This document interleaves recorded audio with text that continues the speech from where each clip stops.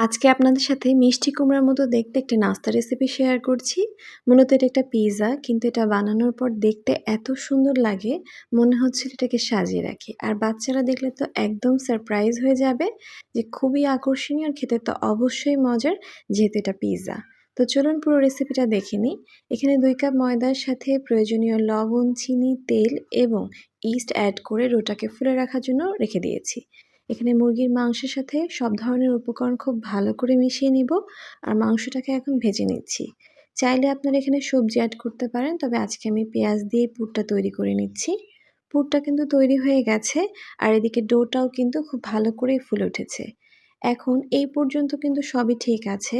এবার ছোট ছোট করে লেচি কেটে নিয়ে মাঝখানে মেয়োনিজ এবং টমেটো সস দিয়ে পুরটা দিয়ে দিব।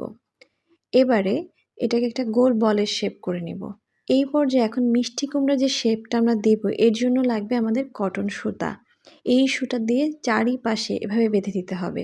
তাহলেই কিন্তু খুব সুন্দর একটা মিষ্টি কুমড়ার শেপ চলে আসবে। এখন এটা ওভেনে বেক করে নিব। ব্যাস তৈরি হয়ে গেল মিষ্টি কুমড়ার পিৎজা। অবশ্যই কিন্তু ট্রাই করবেন। আল্লাহ হাফেজ।